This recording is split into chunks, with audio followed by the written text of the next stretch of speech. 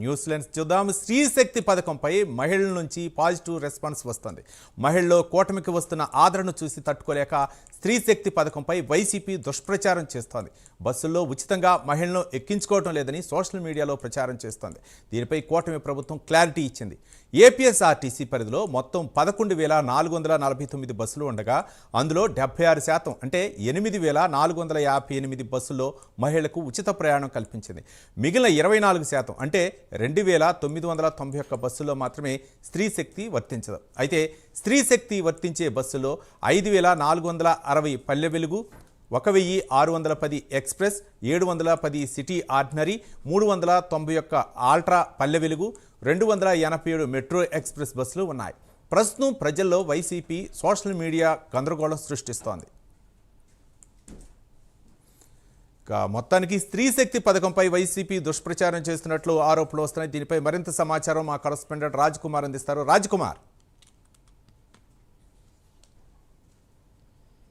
రవి, ముఖ్యంగా ఏదైతే ఇటు వైఎస్ఆర్ కాంగ్రెస్ పార్టీ అధికారం కోల్పోయినటువంటి తర్వాత ఏదైతే కూటమి ప్రభుత్వం అమలు చేస్తున్నటువంటి సంక్షేమాలపైన పెద్ద ఎత్తున సోషల్ మీడియాలో దుష్ప్రచారం చేస్తుందంటూ కూడా కూటమి నేతలు, అటు కూటమికి సంబంధించినటువంటి ఎమ్మెల్యేలు, అటు మంత్రులందరూ కూడా ఆరోపిస్తున్నటువంటి పరిస్థితి. ఈ నేపథ్యంలో రాష్ట్ర ప్రభుత్వం ఒక ప్రతిష్టాత్మకమైనటువంటి కార్యక్రమం చేపట్టినటువంటి తర్వాత ఉచిత బస్సు మహిళలకు ఏదైతే ఉచిత బస్సు రాష్ట్ర వ్యాప్తంగా ఎక్కడికి వెళ్ళినా కూడా ఉచిత బస్సు ప్రయాణం కల్పిస్తామన్నారు. ఈ ఉచిత బస్సు పైన కూడా YSR Congress party social media దీన్ని దుష్ప్రచారం చేస్తుందంటూ కూడా కూటమి నేతలందరూ కూడా దీన్ని ఫైర్ అవుతున్నటువంటి పరిస్థితి ఉంది. మరొక వైపు చూసుకుంటే రాష్ట్ర వ్యాప్తంగా 11,449 బస్సులు ఉన్నటువంటి క్రమంలో ఈ బస్సులన్నింటిపైన కూడా అందులో 76% అంటే దాదాపుగా 8,000 పైచీలకు బస్సులన్నింటినీ కూడా ఈ ఉచిత బస్సు ప్రయాణానికి మహిళలకు దీన్ని కూటమి ప్రభుత్వం అమలు చేస్తూ ఉంది. ఈ బస్సులో రాష్ట్ర వ్యాప్తంగా వీరు ఎక్కడి నుంచి ఎక్కడికి ప్రయాణం చేయాలన్నా కూడా ఈ బస్సులన్నింటినీ కూడా ప్రయాణం ఉచితంగా కల్పించబోతున్నారు. మరి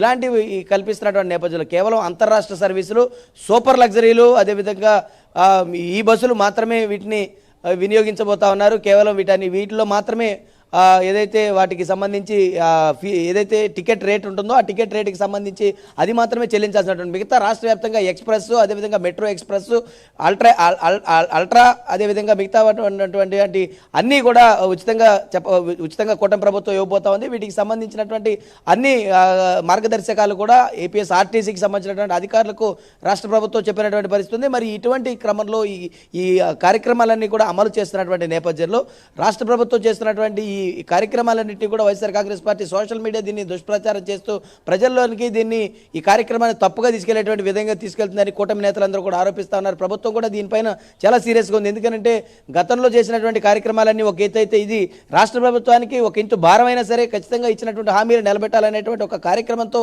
కూటమి ప్రభుత్వం ఒక లక్ష్యంతో ఈ కార్యక్రమాన్ని ముందుకు తీసుకెళ్తా ఉంటే దీనిపైన కూడా దుష్ప్రచారం చేస్తే ఎవరిని కూడా ఉపేక్షించేటువంటి పరిస్థితి లేదని తేల్చి చెప్పారు. మరి ఇలాంటి కనుక ఎవరైనా తప్పుడు ప్రచారం చేస్తే నిజంగా మహిళలను బస్సు ఎక్కించుకోవట్లేదని వైఎస్ఆర్ కాంగ్రెస్ పార్టీ ఏదైతే సోషల్ మీడియాలో ప్రచారం చేస్తుందో అలాంటి పరిస్థితులు ఏదైనా ఉంటే తమ దృష్టికి తీసుకురావాలి తప్ప ఇలా సోషల్ మీడియాలో పెట్టి దాన్ని గందరగోళం చేసేటువంటి పరిస్థితి కానీ మహిళల్లో దీని అవగాహన రాహిత్యం కలిగించేటువంటి ప్రయత్నాలు ఏవి కూడా జరగాల్సినటువంటి అవసరం లేదని చాలా స్పష్టంగా చెప్పింది. నిజంగా రాష్ట్ర వ్యాప్తంగా ఇలాంటి పరిస్థితులు అయితే ఏమాత్రం కూడా ఎక్కడ కూడా లేవు. మరి అలాంటి పరిస్థితులు కనుకుంటే ప్రభుత్వం దృష్టికి తీసుకురావాలి, అదేవిధంగా ఆర్టీసీ అధికారుల దృష్టికి తీసుకురావాలని చాలా స్పష్టంగా చెప్పారు.